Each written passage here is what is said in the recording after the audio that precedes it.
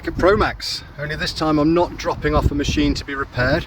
I'm picking up a new machine, a machine that they're lending to me to test. And they are that confident I'm going to like it that they said that I could borrow it for the next few days to give it some real world testing and get some experience on it to see if it's capable of doing the job that I need it to do. I'm borrowing the Platform Basket 2095. Exciting stuff.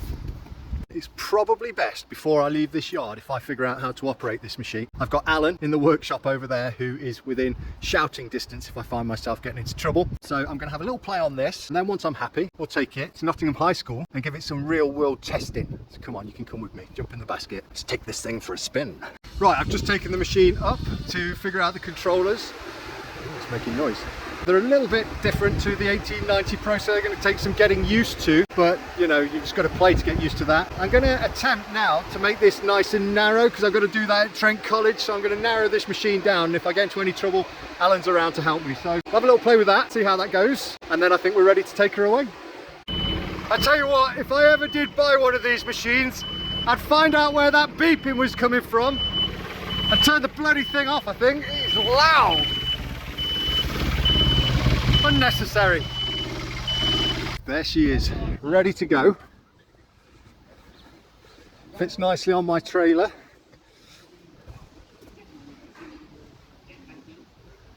With this machine being half a ton heavier than my machine, this is going to be a bit of a test for the Hilux, which I believe is a bit underpowered anyway, but we'll see, won't we? Okay, Nottingham High School. Got to bring the machine through this archway here and try and reach that bit of lead up there.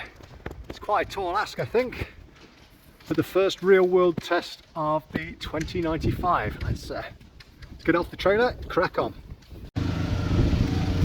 Look there, that's what I'm trying to reach. So I'll get as high as I can on this first boom and then stretch across and see if it will reach. Well, first test, and she has completely made it. The only thing letting this machine down currently is my operating skills. I'm going to move it again because I want to be a bit higher, and I'm just getting used to these controls, that's all. But I'm really impressed that the machine has made it here. That's a good way, you know, it's done well here. Excellent. This is a nice little feature for somebody that doesn't know what they're doing. You just press the home button and it brings it all back for you. A lot of machines have this now, but still, it's nice, it's nice. But it needs to bring that fly jib in, otherwise I'm going to foul. I'm going to have to do that myself, I think. Figuring it out. Starting to know what I'm doing, look. That one should bring in the telescope, I think. There we are, finished. All loaded up, ready to go. The first test complete. That was a complete success as well. I'm really pleased for the machine. The machine did a really good job there, happy with it. Let's take it to Trent College tomorrow and see how it gets on there. So for a real world test of the 2095, I brought it to Trent College. This is a job I do every year. I've been doing it for the past 8 years. I know this place inside out. I know where my machine can reach, where it can't reach, and I'm going to take the 2095 into the most awkward places to see how it performs. First job, which is something I've never done before because I've not been able to reach in the 1890, is to have a look at the bird spikes on the clock tower. And here you are, we've made it to the top of the clock tower. Only just, we're on full tilt here. This is a tall one, but yep, she's made it, so we'll call that a success. I'm done on the front of the building now, so I'm going to move the machine round to the other side where I've got quite a narrow little alleyway to take it down. Generally, I would pop it on the back of the trailer and drive it round on the truck because it's quite far, but because I'm testing this machine, we'll test its manoeuvrability, I shall drive it round, and just to see what it's like at tracking. The big next test for the 2095, getting it through this doorway. Shouldn't be a problem. She'll fit through there, no problem.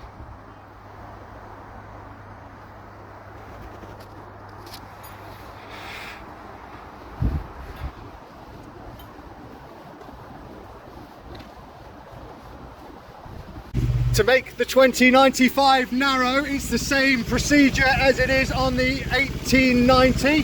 Pull the pins out here, and there's a nice handy little place for them to live.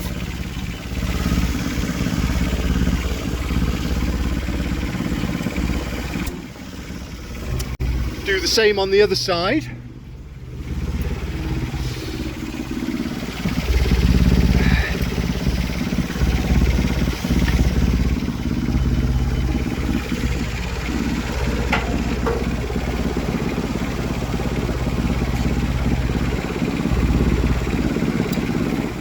And then you retract the outriggers. One thing about this machine is that it is very, very easy to take the basket off.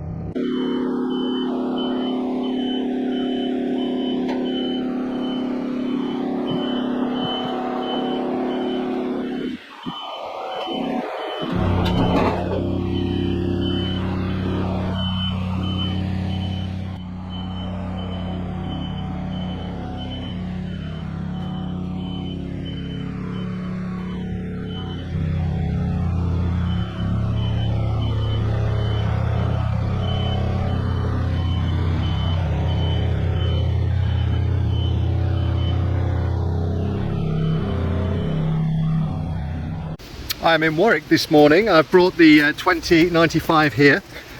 I have got to help conduct a survey on a roof on a church, but access to the work site, it takes me down lots of little paths, little narrow tracks, so it's another good test for the Spider. As ever, I will film everything for you and you can see for yourself how the machine performs. I can't see any issues with where I've got to take it. It all looks pretty straightforward, but a nice test nonetheless. Right, the machine is loaded up, it's back on the trailer, I'm ready to move to the next job. But before I do, I just wanted to give an overview of how well I think that machine, or this machine, performed on that task. It navigated up those paths, quite narrow paths, really well. It was quite quick, and then got set up pretty fast. The outriggers seemed to be quite quick getting this thing set up. But also, with me and the architect in the basket, the machine at every point was really stable, even when it was stretched out full boom to look at the walls and the roof. It was just really steady, felt really safe, so I think it did a really good job on this occasion. Right, the final test that I'm going to conduct for the Spider 2095 is once again clearing gutters. I think we've seen this one before, I think we know it's capable of that, but we'll do it anyway because that's what I'm being paid to do. I've been really fortunate to have been given the 2095 and been able to use it and test it for the past 4 days. Over that time, I lined up a variety of different jobs to really get a feel for the different capabilities of the machine. And I must admit that once I'd got used to the controls, I really began to quite enjoy using the 2095. It's not all rosy though. There are a few things about the machine that I'm not a big fan of. The first and probably the most important thing is its outreach. I think it could do with at least another 1 or 2 meters of outreach. For me, outreach is king. It's the most important part of the Cherrypicker. But then saying that, if it did have another meter or 2 meters of outreach, I would probably say it could do with another meter of outreach. You can never have too much. I'm not a huge fan of how the first riser boom works either. First of all, when using the telescopic section of the riser boom, it pulls you away from where you're working. So if you boom up, it takes you away and reduces your overall outreach. And secondly, on the 1890, if you lower that first riser boom, it takes you away from the building when you lower it. This means that if you're working too close, if you set your machine up too closely to the building that you're working on, for instance, if you're trying to work on some gutters and you just need to get a little bit further away from the building, you can lower that first riser boom. You can't do this on the 2095. If you're fully extended on that first riser boom, instead of bringing the boom down, it will telescope in. This will lower your working position as opposed to taking you away from where you want to be working. It's difficult for me to explain, but for anyone that's ever tried to clear out some gutters from a Cherrypicker and have set the machine up too close to the building or are restricted for space, and when you slew round so that the basket is level with the machine, you just need to pull the whole thing away from the building a little bit, that's when you need that first riser boom to take you down without losing too much height. That probably doesn't make any sense to you. unless you're a cherrypicker operator. A lot of the outreach on this machine is gained by that first riser boom when it's lifted.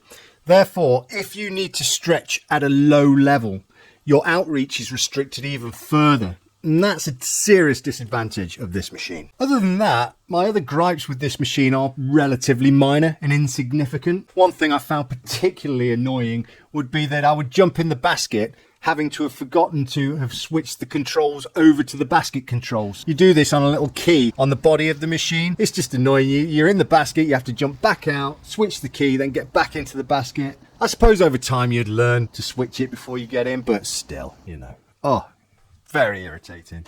Another little bugbear of mine about this machine is that Platform Basket have simply put too many covers on the machine.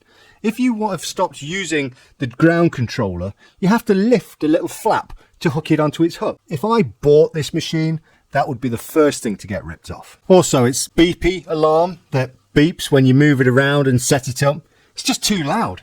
If you're trying to do a job in a dodgy location on a Sunday morning, early because you don't want anybody to see you, and you've got that thing bleeping at full volume, it's going to wake up the entire neighbourhood. The Spider 2095 has one of the best features I have ever seen on a cherrypicker so far. Check this out.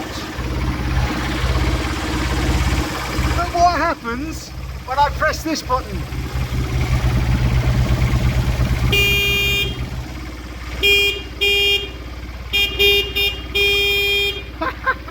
Isn't that cool?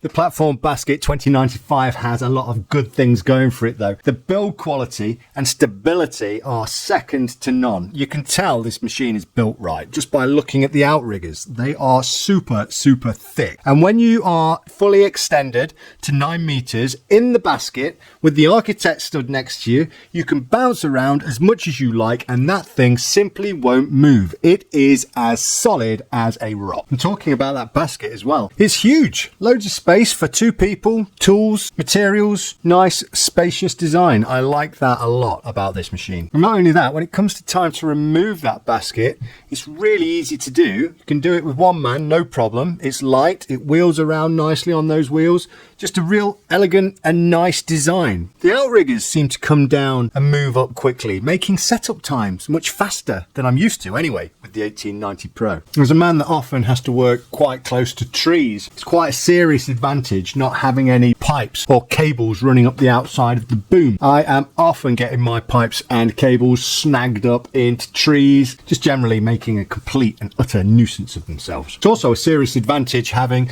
electronic controls in the basket. This reduces the need for pipes or limits the amount of pipes that need to run up those booms, reducing the risk of pipes blowing, causing a right mess and inconvenience. One thing that's worth taking note about this machine is its agility. It moves around nicely on its tracks and it's got added functionality by being able to move the fly jib and the basket from the ground controls. This means you can move these things around while tracking the machine about, which makes moving around much easier and a lot more convenient than having to do it manually from the controls in the basket. So in summary, the Platform Basket 2095 is a very agile and capable piece of equipment. Its ability to squeeze through gaps as narrow as 800mm and still reach a working height of up to 20 meters makes it a truly unique and versatile machine. There aren't many platforms that can boast this kind of combination, compact access and serious reach. What also makes this machine stand out is its ability to be towed on a trailer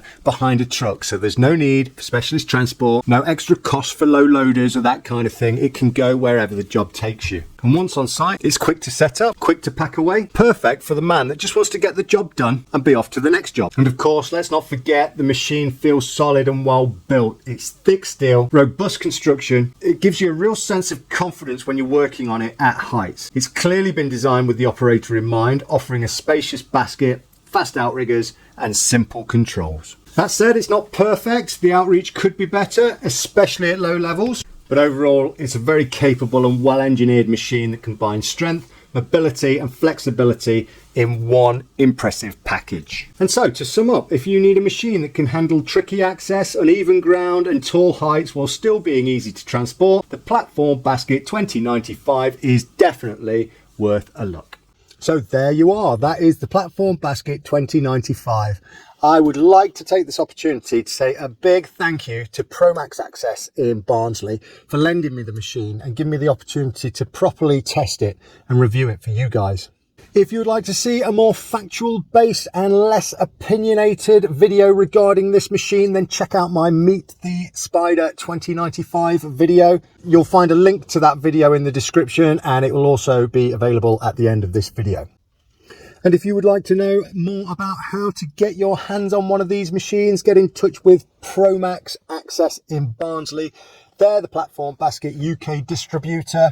They'll be able to help you out. There is a link in the description. And I hope that you've found this video useful and maybe even entertaining. If you have, please give it the thumbs up. And if you've got any questions, leave them in the comments. And remember, please hit that subscribe button for more Cherrypicker, roofing and general Cherrypicker man type content. Thanks for watching, and I'll see you on the next job.